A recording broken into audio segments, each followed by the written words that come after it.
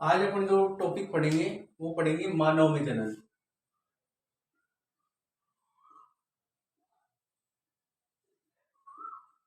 मानव में जनन।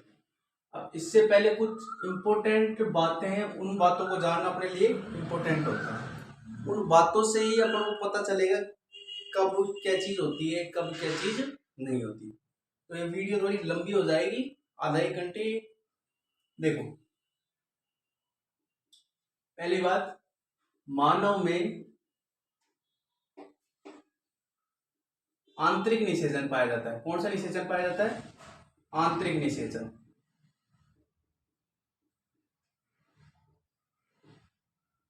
आंतरिक निषेचन पाया जाता है। और जो ब्रायोफाइटा, टेरिडोफाइटा अपन ने पढ़े थे ना 9th क्लास में, उनमें पाया जाता है बाह्य निषेचन। बाह्य निषेचन तो क्या होता है और आंतरिक निषेचन क्या होता है? मान लो जल में कोई पौधा है, अब नर युग्मक जो आएंगे, अब नर युग्मक होगा, एक मादा युग्मक होगा, ठीक है। नर युग्मक जल में छोड़ दिए जाएंगे और मादा युग्मक भी जल में छोड़ दिए जाएंगे। नर युग्मक मतलब अगर मानव में माने अपन शुक्राणु, मादा में माने तो अंडाणु। ये दोनों आपस में कहीं ना कहीं जल में घुलते हुए मिल जाएंगे आपस में। इसको बोलते हैं बाह्य निषेचन। और इसका जस्ट अपोजिट जो होगा वो होगा कौन सा? आंतरिक निषेचन। पहली बात समझ में आ गई? मानव में कौन सा निषेचन जनन पाया जाता है? आंतरिक निषेचन। दूसरी चीज, मानव में प्रत्यक्ष भ्रूणीय परिवर्तन पाया जाता है। भ्रूणीय परिवर्तन। प्रत्यक्ष भ्रूणीय परिवर्तन का मतलब क्या हो गया कि मानव जो होता है ना, वो शिशुओं को जन्म देता है। प्रत्यक्ष भ्रूणीय परिवर्तन का मतलब ये, ठीक है। तीसरा पॉइंट जो अपना है, वो जो पॉइंट है वो है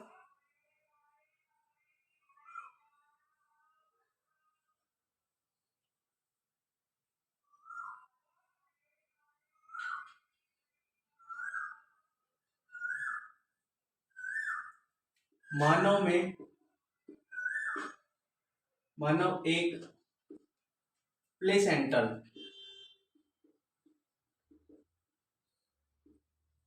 मानव में दोनों चीज आ जाती है, नर भी आ जाते हैं और मादा भी आ जाती है, ठीक है। ये विशेष तौर पे एक बात आदमी के लिए बोल सकता है और औरत के लिए भी बोल सकता है। मानव एक प्लेसेंटल या अपराधारी प्राणी है। अपराधारी प्राणी है जिसकी प्लेसेंटा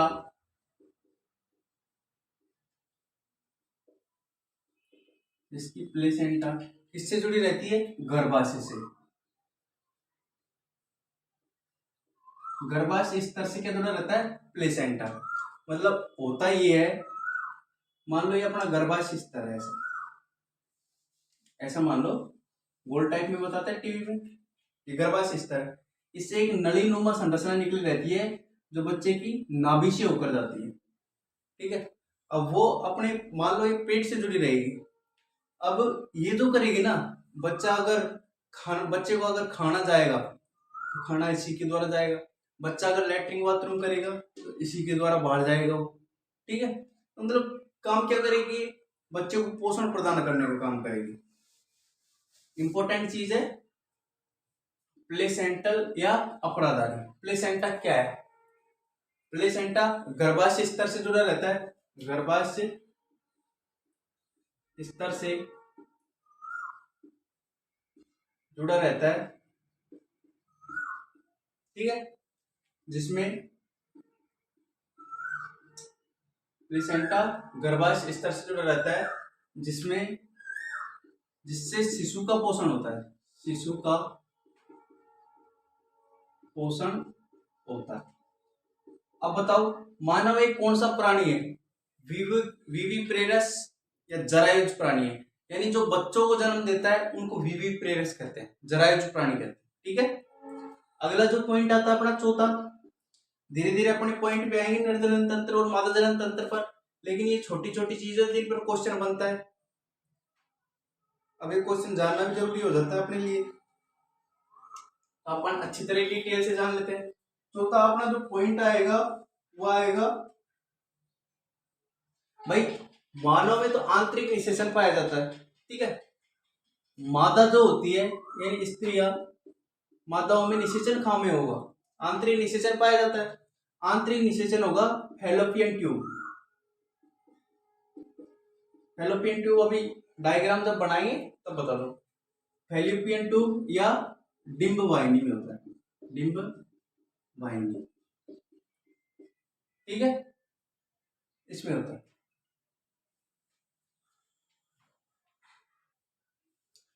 फैलोपियन ट्यूब या डिंब वाहिनी में होता है। अब छठा जो पॉइंट आता है भाई, निषेचन हो गया डिंब वाहिनी में, ठीक है। फिर निषेचन के बाद जस्ट अवस्था कौन सी बढ़ेगी, युग्मनज। युग्मनज से जस्ट पहले क्या होगा, निषेचन। निषेचन, अब निषेचन से जो बड़ी अवस्था है युग्मनज। युग्मनज के बाद शिशु बड़ा होने लग जाएगा, ठीक है। अब उसका डायग्राम आपको बताऊंगा, शिशु बड़ा कैसे होता है, बीच में डाल दूंगा यहाँ पर डायग्राम कैसे बनेगा इसका, ठीक है। अब इसके बाद क्या होगा, 9 महीने की अवधि होगी, ठीक है। 9 महीने की अवधि में बच्चा पूर्ण विकसित हो जाएगा। 9 महीने की अवधि के बाद माँ बच्चे को जन्म देगी, साहब दे दिया जन्म। अब जन्म देने के जस्ट बाद में माता जो शिशु का पोषण करती है, माता जो शिशु का पोषण करती है उसे बोलते हैं अपन पैतृक पोषण। कौन सा पोषण, पैतृक पोषण, ठीक है। सातवां पॉइंट पैतृक पोषण हो गया अपना। अब पैतृक पोषण के बाद क्या होगा, जैसे ही शिशु को जन्म दिया माँ ने, उसके बाद क्या होगा, माँ के स्तनों से दूध स्राव होगा, दूध स्राव होगा। और वो दूध जो होता है पीले रंग का होता है, और बच्चे के पोषण के लिए सबसे अच्छा दूध जो माना जाता है माँ का माना जाता है, ठीक है। कम से कम 6 महीने या 1 साल तक बालक को माँ का ही दूध पिलाना चाहिए। इसके अलावा किसी प्रोडक्ट का यूज नहीं करना चाहिए, नहीं तो उस बच्चे का विकास ढंग से नहीं हो पाएगा।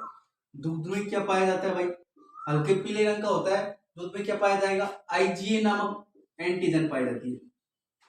आईजीए एंटीजन क्या होती है, यानी जो प्रतिरोधक क्षमता होती है, यानी बीमारियों से लड़ने की जो क्षमता होती है वो इसमें पाई जाती है, और बच्चे को पोषण के लिए भी आवश्यक है। तो दोनों ही चीज पा रही है, यानी एक तो बच्चा बीमार नहीं होगा माँ के दूध से, और उसको पोषण भी अच्छा होगा। तो अच्छा है कि नहीं है, ठीक है। अब ये तो हो गई अपनी बेसिक्स जानकारी। अब धीरे धीरे अपन बढ़ते चलेंगे चैप्टर पर, बोर नहीं होना है, ठीक है। अभी चैप्टर ही ऐसे है। साइंस को अगर बायोलॉजी को समझनी है तो आराम से समझनी पड़ेगी। इस लैंगिक द्विरूपता, ऐसा कोई एग्जाम नहीं है जिसमें ये क्वेश्चन नहीं आया हो। 8th में आ चुका, 10th में आ चुका, 12th में आ चुका। बहुत इंपॉर्टेंट हो जाता है लैंगिक द्विरूपता। होता क्या है, बाह्य लक्षणों के आधार पर, यानी बाहर देखकर बाह्य लक्षणों के आधार पर नर और मादा में, यानी पुरुष और स्त्री में जो भिन्नता पाई जाती है उसे क्या कहते हैं, लैंगिक द्विरूपता। बाह्य लक्षणों के आधार पर, बाह्य लक्षणों के आधार पर नर व मादा में भिन्नता का पाया जाना, भिन्नता का पाया जाना क्या कहलाता है, लैंगिक द्विरूपता कहलाता है। अब लैंगिक द्विरूपता में क्या क्या होता है वो पढ़ना है अपन, ठीक है।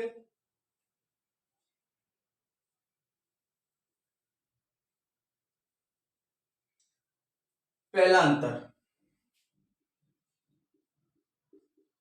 पुरुषों में मैथुन क्रिया के लिए एक मांसल पेशीय संरचना पाई जाती है, क्रिया के लिए एक मांसल पेशीय संरचना पाई जाती है, पेशीय संरचना पाई जाती है, कहते हैं सेसन या पेनिस कहते हैं। ठीक है, यानी नर में जो जनन अंग है वो कौन है, सेसन या पेनिस, जबकि मादा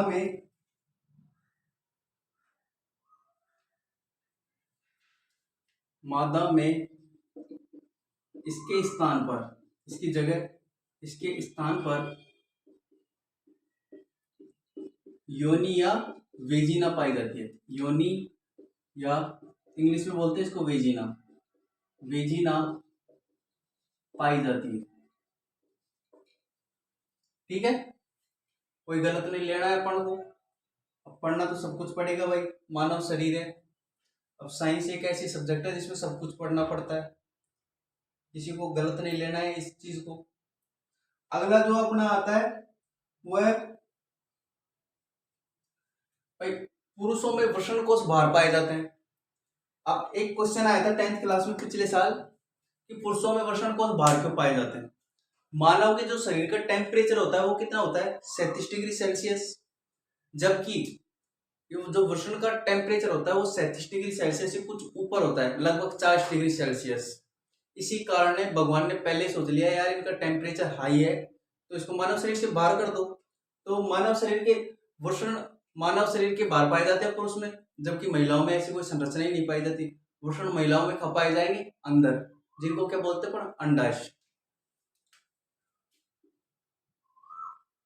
वृषण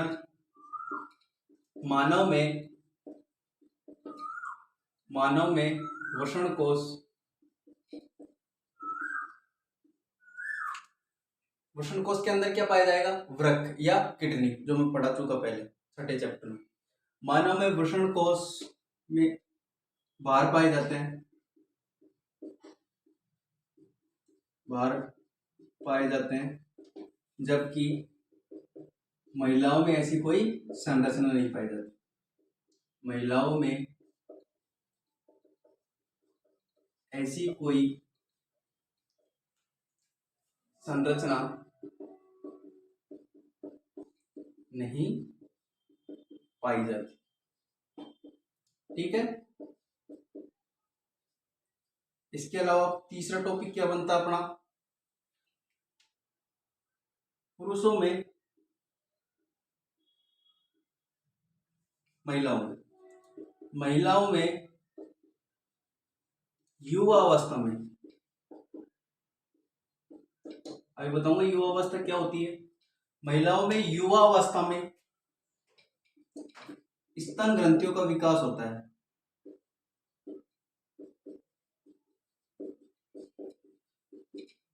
यानी स्तन ग्रंथियों में वृद्धि हो जाती है, स्तन ग्रंथियों का विकास होता है।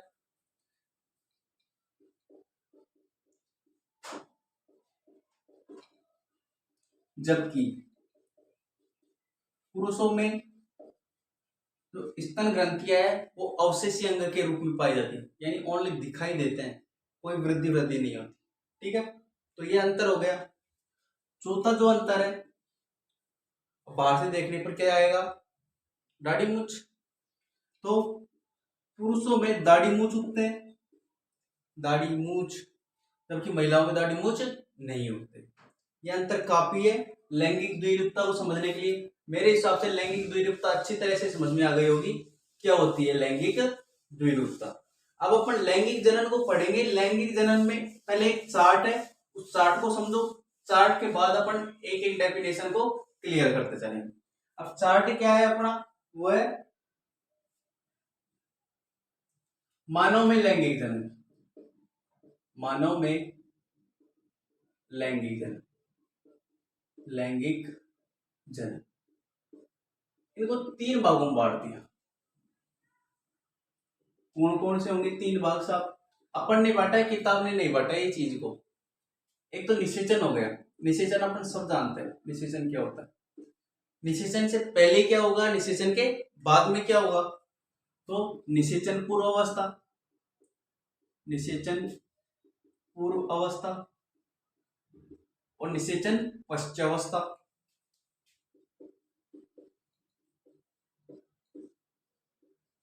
पश्च अवस्था ये हो गई। अब निषेचन पूर्व अवस्था में तो क्या है, युग्मक जनन, युग्मक युग्मक जनन। और दूसरा होगा युग्मकों का स्थानांतरण, युग्मक स्थानांतरण। अब युग्मक जनन में क्या होता है साहब, युग्मक जनन में जो होता है वो है शुक्र जनन और अंड जनन। शुक्र जनन और अंड जनन होते क्या है, शुक्र जनन और अंड जनन। अभी डेफिनेशन सही समझाऊंगा इन चीजों को। अब और मैथुन क्रिया के जस्ट बाद में क्या होगा, वीर्य निषेचन। और वीर्य निषेचन के जस्ट बाद की अवस्था कौन सी है, निषेचन।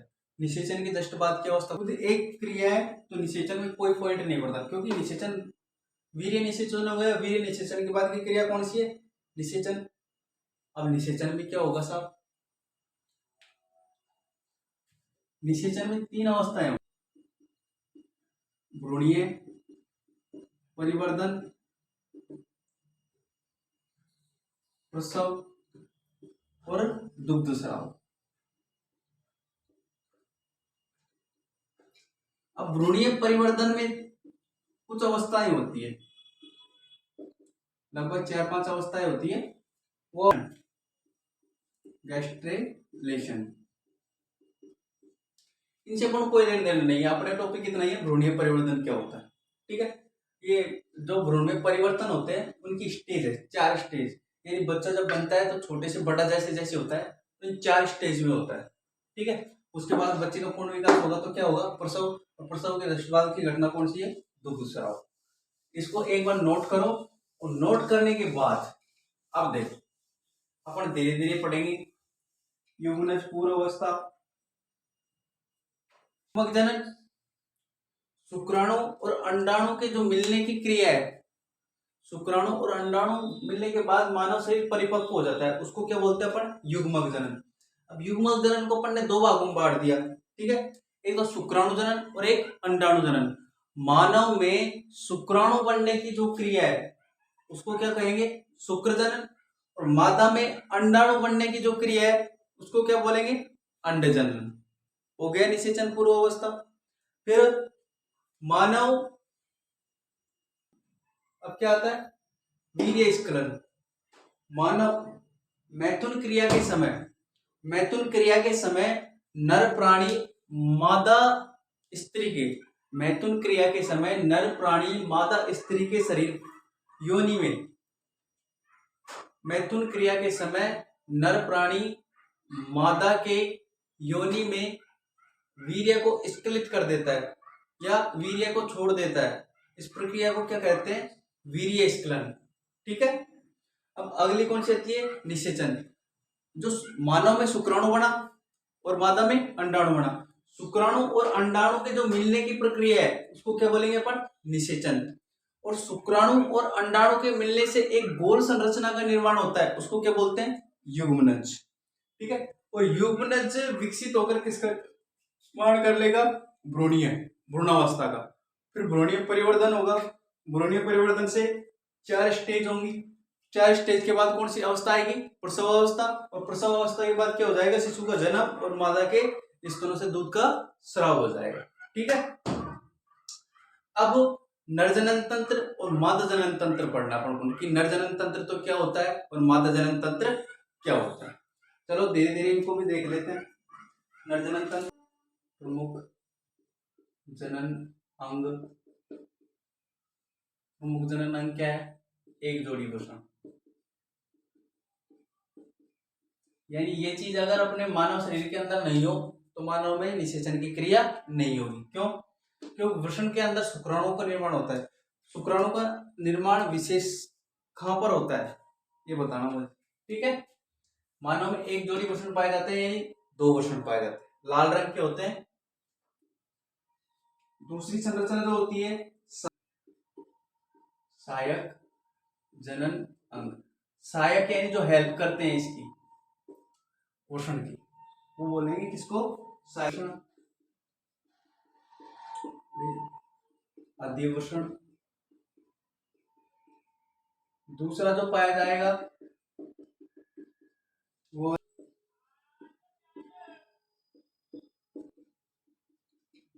मूत्रजनन मार्ग। अगला जो आएगा मैथुन अंग।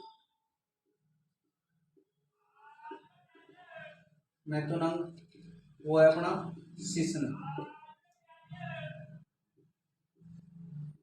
चौथा जो अपना अंग पाया जाएगा वो बोलते हैं सहायक ग्रंथियां। सहायक ग्रंथि। अब सहायक ग्रंथि में क्या क्या चीज आती है? एक जोड़ी शुक्राशय ग्रंथि, फिर एक जोड़ी प्रोस्टेट ग्रंथि,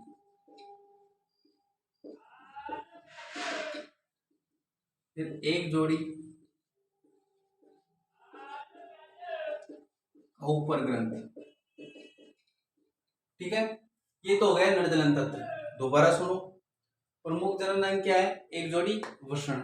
सहायक जनन अंग कौन कौन से?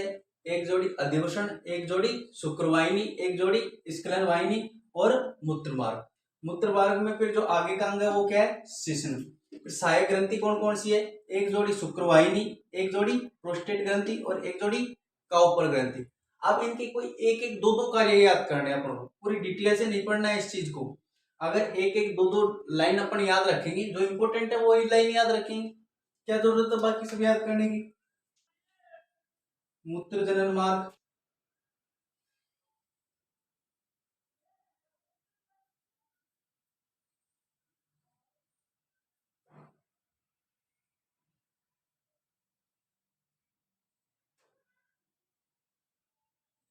देखो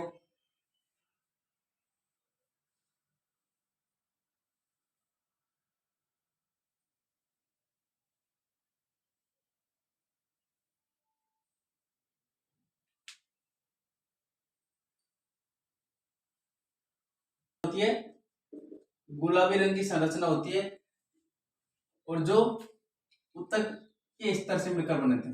उत्तक मानव में वृषण एक थैली जैसी संरचना होती है। थैली जैसी संरचना के अंदर एक जोड़ी वृषण पाए जाते हैं। वृषण गुलाबी रंग के होते हैं जो उत्तक से मिलकर, उत्तक के स्तर की त्वचा से मिलकर बने होते हैं। अब आते हैं अपने सहायक जनन अंग। सहायक जनन अंग में क्या क्या आएगा साहब? एपिडिडाइमिस बोलते हैं इंग्लिश में। क्या करेगी? मानव के शुक्राणु के ऊपर, शुक्राणु एक ऐसी संरचना होती है, ठीक है, जिसे दो नलिका नुमा संरचनाएं निकली रहती है। ऐसे मानव के शुक्राणु के ऊपर एक अर्धचंद्राकार आकृति की संरचना पाई जाती है, जिसको क्या बोलते हैं? अधिवृषण ग्रंथि बोलते हैं, अधिवृषण बोलते हैं। फिर कौन सी आएगी? एक जोड़ी शुक्रवाहिनी। अब शुक्रवाहिनी क्या करेगी? अब ये संरचना है यहां से नहीं निकलकर यहां से ही निकलती है। शुक्राणुओं का जो अस्थायी संग्रह किया जाता है अधिवृक्क ग्रंथि, ठीक है, शुक्राणु को जाने के लिए मार्ग प्रदान करने का कार्य करेगी। कौन? अधिवृक्क ग्रंथि या एपिडिडाइमिस।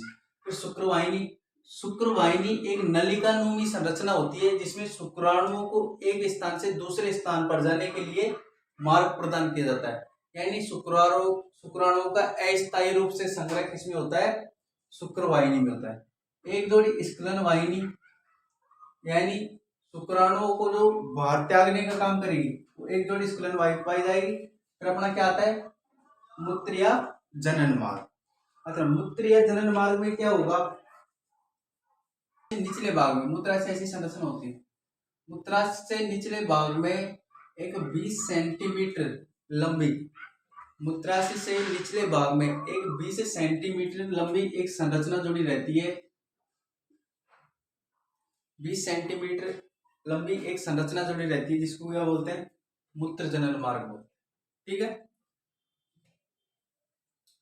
अगला जो आता है का मैथुन अंग होता है, जिस यह एक लंबी बेलनाकार अति संवेदनशील उच्च स्रावी संरचना है जो वीर्य को मादा शरीर के अंदर त्यागने का कार्य करता है। कौन? शिश्न। अब ये काम, इनका काम क्या है साहब?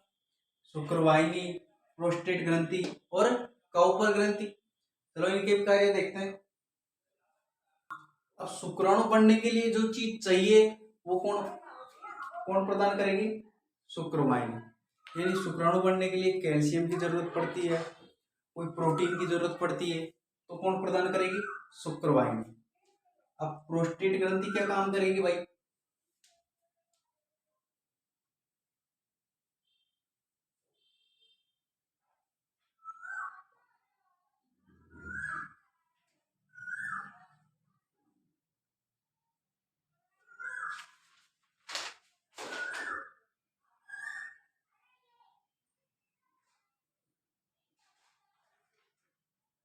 प्रोस्टेट ग्रंथि का क्या काम है?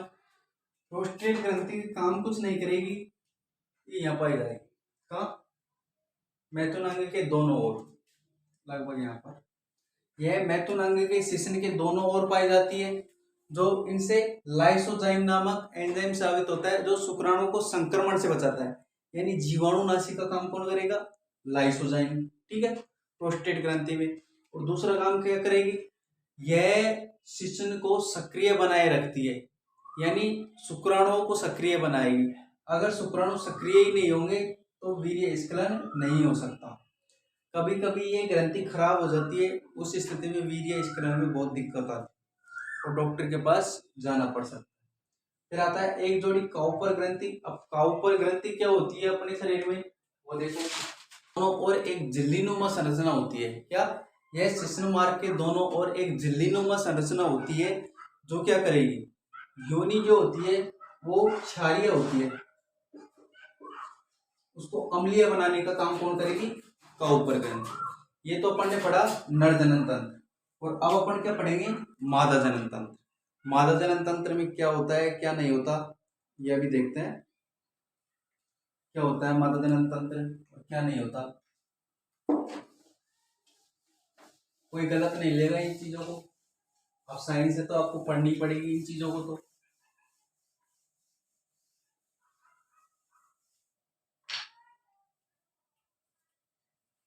पढ़ेंगी।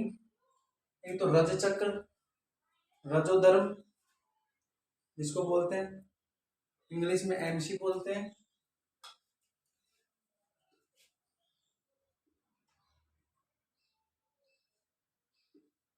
रज चक्र या रजोधर्म, मध्य चक्र। यह प्राइमेट लड़कियों में पाया जाता है, प्राइमेट लड़की, और यह नॉन प्राइमेट लड़कियों में पाया जाता है। प्राइमेट, नॉन प्राइमेट क्या होता है? प्राइमेट मतलब होता है जिनकी एज आज की देखे, अगर ऐसी लड़कियां जिनकी एज 12 से ज्यादा है, 12 से कम है, तो वो लड़कियां कैसी होंगी? Non primate. और जिनकी एज 12 से अधिक है वो लड़कियां कौन सी होंगी? प्राइमेट लड़के। उनमें योनि मार्ग से एक रक्त का स्राव शुरू होता है, जिसे क्या बोलते हैं अपन? रज चक्र या रजोधर्म। जबकि इनमें ऐसी कोई चीज नहीं होती, मध्य चक्र। तीसरा क्या होगा? इसकी अवधि 28 दिन की होती है, यानी 28 दिन में एक बार ऐसी क्रिया होती है, जबकि मध्य चक्र में इन लड़कियों में ऐसी कोई क्रिया नहीं पाई जाती। इसीलिए इनको कन्या बोलते हैं और इनको कन्या नहीं बोला जाता। लड़की जो होती है कन्या लास्ट 9 या 10 वर्ष तक ही होती है, इसके बाद की लड़कियों को अपन कन्या नहीं बोल सकते। ठीक है, वैसे तो कुंवारी रहेगी वहां तक की लड़की हैं सारी। लगभग 12 से 14 वर्ष की उम्र में, लगभग 12 से 14 वर्ष की उम्र में लड़कियों में रज चक्र की शुरुआत होना क्या कहलाता है? रजोधर्म कहलाता है। और रजोनिवृत्ति किसे कहते हैं? लगभग 40 से 45 या 45 से 50, 45-50 मान लो, लगभग 45 से 50 की उम्र में लड़कियों के रज चक्र का बंद होना क्या कहलाता है? रजोनिवृत्ति कहलाता है। ठीक है, अब जो चीज आती है मादा जनन अंग और पढ़ना है अपन, मादा जनन तंत्र पढ़ेंगे, बस अपना चैप्टर फिर क्लियर है। इसके बाद कुछ समझना बाकी नहीं रहेगा मेरे। अब अपन पढ़ते हैं मादा जनन तंत्र को। ठीक है, मादा जनन तंत्र में क्या क्या होता है? सबसे प्रमुख अंग जो है मानव में जैसे वृषण होते हैं, इनमें क्या होंगे? अंडाशय। सहायक जनन अंग क्या होंगे? सहायक जो इसके ले जाने का काम करेंगे अंडाणुओं को, फैलोपियन ट्यूब और बस एक योनि, ये प्रमुख जनन अंग है, योनि मार्ग। ठीक है, अब इसके बाहर संरचना और पाई जाती है। ठीक है, वो बाह्य संरचना 10th क्लास के चैप्टर में नहीं है, केवल इतनी संरचना है, अंडाशय, फिर फैलोपियन ट्यूब और फिर इसको बोलते हैं गर्भाशय, इसको बोलते हैं योनि। अच्छा, क्या होगा? अंडाशय में किसका निर्माण होगा? अंडाणु। जैसे वृषण में शुक्राणु का निर्माण होता था। हर अंडाशय से एक गुलाबी रंग की संरचना होती है। मादाओं में 2 जोड़ी अंडाशय पाए जाते हैं जो एक गुलाबी रंग की संरचना होती है।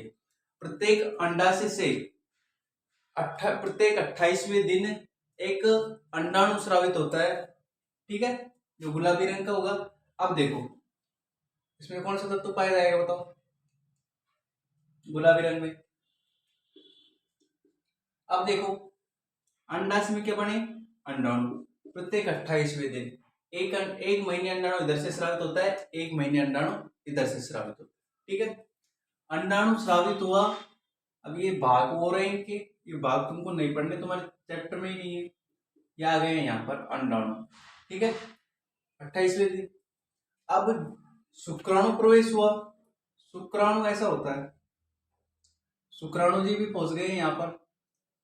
शुक्राणु और अंडाणु के मिलने से जो क्रिया होगी वो क्या कहलाएगी? निषेचन। और निषेचन की क्रिया कहाँ होती है? फैलोपियन ट्यूब या अंडवाहिनी। अंडाशय पढ़ लिया अपन ने, अब पढ़ेंगे फैलोपियन ट्यूब या अंडवाहिनी क्या होती है। यह एक नलिकानुमी, ये ट्यूब नुमा संरचना होती है जो एक जोड़ी पाई जाती है मादाओं के अंदर। ठीक है, मादा शरीर फैलोपियन ट्यूब या अंडवाहिनी में निषेचन की क्रिया संपन्न होती है। सबसे इंपॉर्टेंट चीज है, मानव में निषेचन की मादाओं में निषेचन की क्रिया कहां पर होती है? फैलोपियन ट्यूब या अंडवाहिनी। ऐसा कोई कंपटीशन एग्जाम नहीं है जिसमें ये क्वेश्चन नहीं आया। अब देख लो, हो गया। अब ये दोनों बन गए, इस अवस्था को क्या बोलेंगे? युग्मनज। अब युग्मनज कहां पर आएगा? गर्भाशय। अंडवाहिनी या अब गर्भाशय को पढ़ेंगे। अंडवाहिनी या फैलोपियन ट्यूब अपने नीचे की ओर एक त्रिकोणाकार संरचना बनाती है, ये नाशपाती के आकार की संरचना बनाती है और एक स्तर का निर्माण करती है जिसे क्या कहते हैं? गर्भाशय स्तर कहते हैं। ठीक है, दोबारा सुन लो। फैलोपियन ट्यूब या अंडवाहिनी नीचे की ओर एक त्रिकोणाकार या नाशपाती के आकार की संरचना बनाती है जिसे गर्भाशय या भूम्ब कहते हैं। गर्भाशय को भूम्ब भी बोलते हैं। ठीक है, फंडस क्या होता है? ये उदर के नीचे का भाग जो होता है उसको फंडस बोलते हैं, पेडू जिसको बोलते हैं अपन, पेडू भी। ठीक है, और पेडू में क्या चीज पाई जाती है? गर्भाशय पाया जाता है।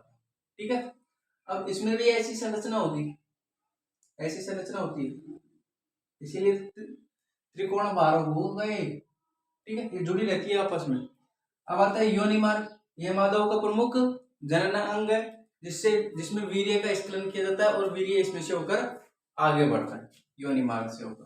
ठीक है, और इसी से ब्लीडिंग होती है। योनि मार्ग से होकर रक्त चक्र जब शुरू होता है अपना, ये हो गए मादा जनन तंत्र। अब मादा जनन तंत्र में सहायक ग्रंथियां भी तो पाई जाएंगी, जैसे नर जनन तंत्र में सहायक ग्रंथियां पाई गई थी, तो दो ग्रंथियां पाई जाएंगी इसमें। अब दोनों ही जो ग्रंथियां है वो तुम्हारे शायद कोर्स में तो नहीं है मेरे हिसाब से। वो ग्रंथियां क्या काम करेंगी? वो स्तनों के विकास का कार्य करती है, इसमें कोई कार्य नहीं है।